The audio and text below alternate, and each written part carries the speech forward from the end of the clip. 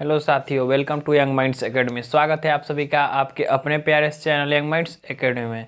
तो आज हम लोग नंबर सिस्टम का पहला लेसन स्टार्ट करने वाले हैं, यानी प्रश्नावली 1.1 को आज हम लोग देखेंगे। तो बिना देरी किए चलिए हम लोग अपने क्वेश्चन पे बढ़ते हैं कि हमारा क्वेश्चन कह क्या रहा है। अपने क्वेश्चन को देखते हैं।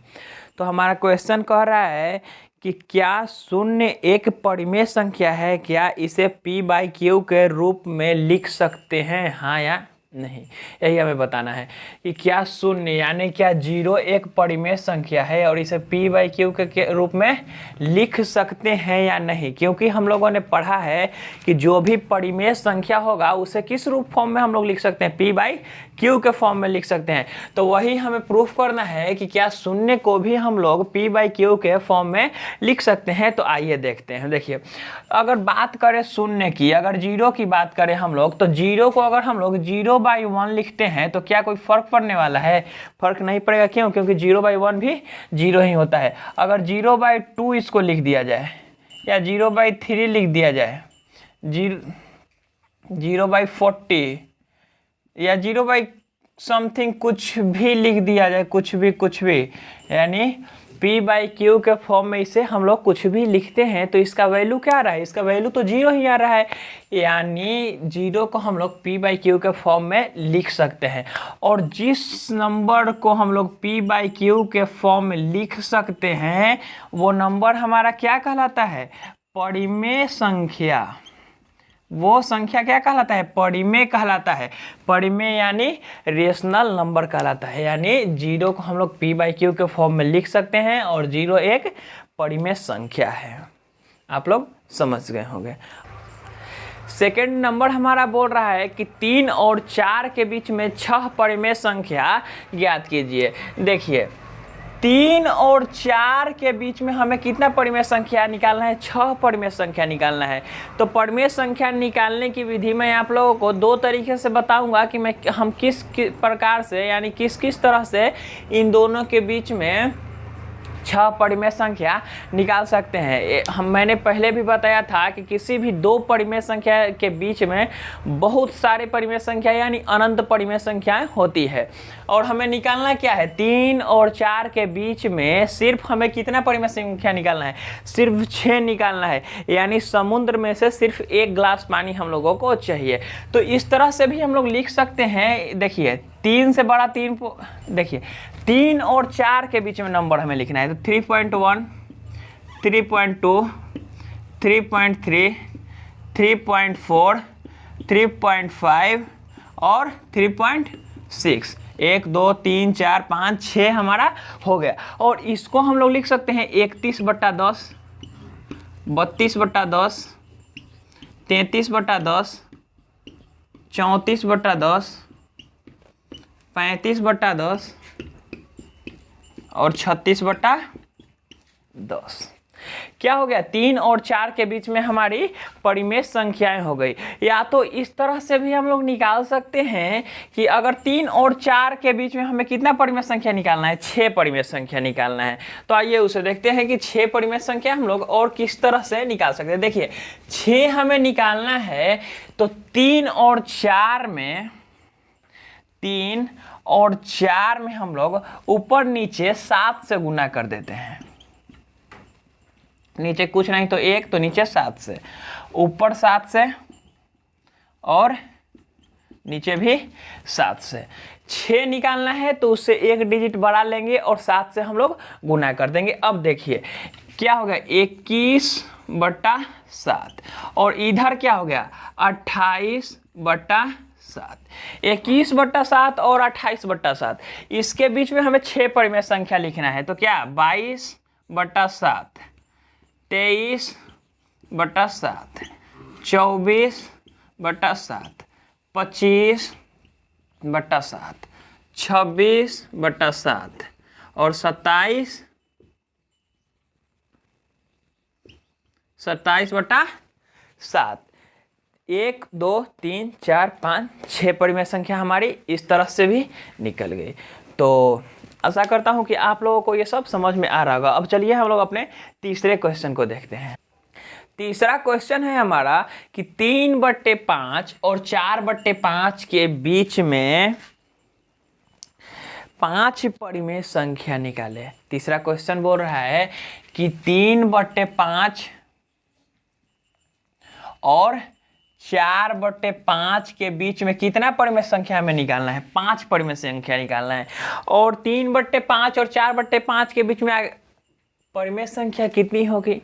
मैंने पिछले क्लास में बताया था और इस क्लास में भी पिछले क्वेश्चन में बताया हूँ कि किसी भी दो परिमेय संख्याओं के बीच में अनंत परिमेय संख्याएं होती है और हमें कितना निकालना है? 5 ही। तो किसी भी विधि से हम लोग 5 परिमेय संख्या निकाल देंगे। देखिए, अगर 3/5 है और 4/5 है, हम लोग किसी तरह से निकाल सकते हैं। 5 परिमेय संख्या हम लोग किसी विधि से भी निकाल सकते हैं। ऐसा नहीं है कि जो मैं बताऊंगा वही आप लोग लिखेंगे या जो आंसर दिया हुआ है वही हम लोग बनाएंगे। आप लोग एग्जाम में आपके पास तो आंसर शीट होगा नहीं जो आप आंसर मिलाएंगे।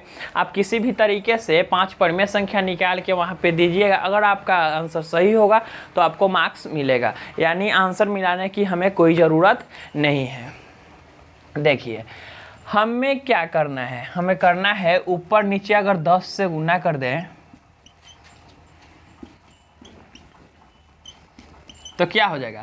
इधर 30/50 और इधर 40/50। अब आप लोग समझ गए होंगे कि 30/50 और 40/50 के बीच में हमें सिर्फ 5 संख्याएं लेनी है।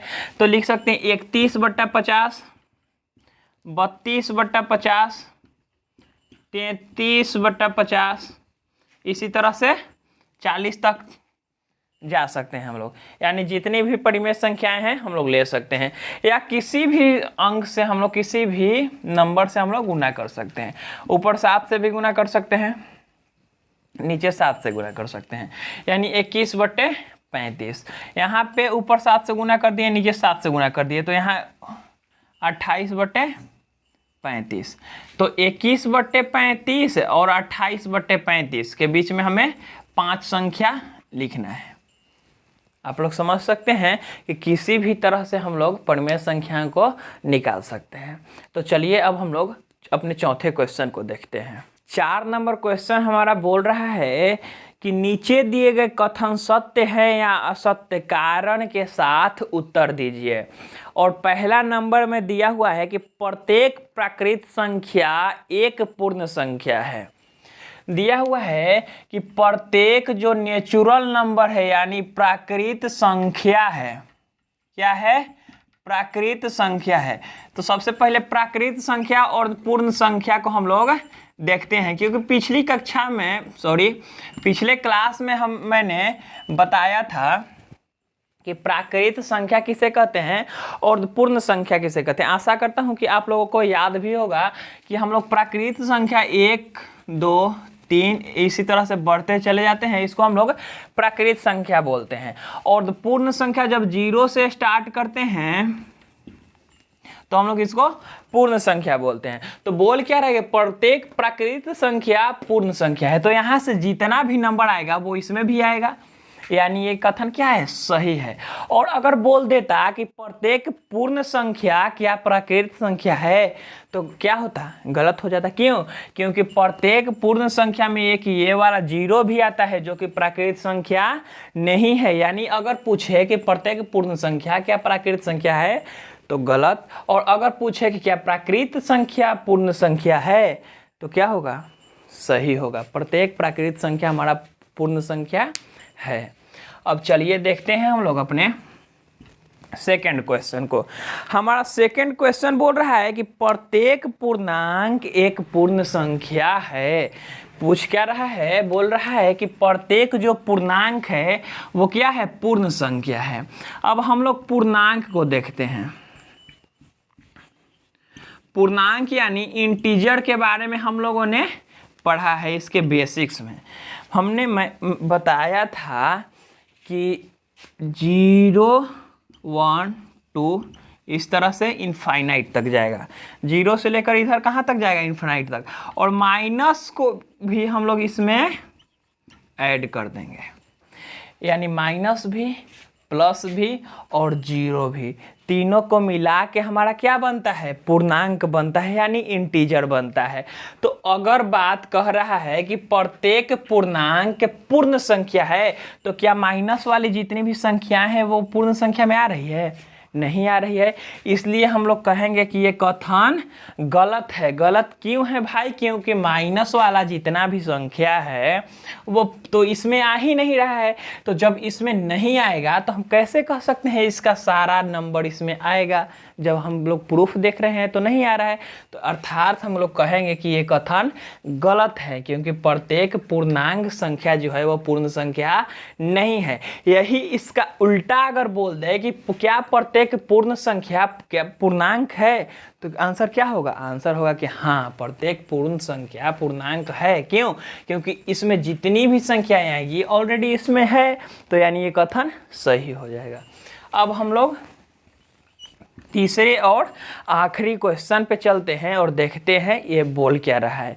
कह रहा है कि प्रत्येक परिमेय संख्या एक पूर्ण संख्या है। प्रत्येक परिमेय संख्या एक पूर्ण संख्या है। और परिमेय संख्या में हम लोगों ने पढ़ा था कि जिसे हम लोग P/Q के फॉर्म में दर्शा सकते हैं, दिखा सकते हैं, वो हमारा परिमेय संख्या हो जाएगा, जहां Q कभी भी जीरो नहीं होना चाहिए। Q कभी भी जीरो नहीं होना चाहिए और P/Q के फॉर्म में होना चाहिए, यानी 1/2, 1/3, 1/4, 1/5। इसी तरह से बहुत सारी संख्या है जिसे हम लोग P/Q के फॉर्म में लिख सकते हैं। वो क्या है? परिमेय संख्या है। और इसमें जो है वो पूर्ण संख्या में कहीं भी ये सब संख्या दिख रहा है आपको? नहीं दिख रहा है। 0, 1, 2, 3, 4, 5, 6 यहाँ से लेके अनंत तक जा रहा है, लेकिन ये सारी संख्याएं कभी भी पूर्ण संख्या में नहीं आ रहा है। और हमारा क्वेश्चन कह रहा है कि प्रत्येक परिमेय संख्या एक पूर्ण संख्या है, यानी जो इसमें है वो इसमें भी होना चाहिए। तो इसमें है? नहीं है। तो हम लोग कहेंगे कि ये भी कथन गलत है। आशा करता हूँ कि आप लोगों को ये वीडियो समझ में आया होगा। अगर समझ में आया होगा तो वीडियो को लाइक कीजिएगा और अपने दोस्तों के बीच शेयर कीजिएगा जिन्हें इनकी ज़रूरत हो। तो मिलते हैं नेक्स्ट वीडियो में इसके नेक्स्ट चैप्टर को लेकर। तब तक के लिए धन्यवाद।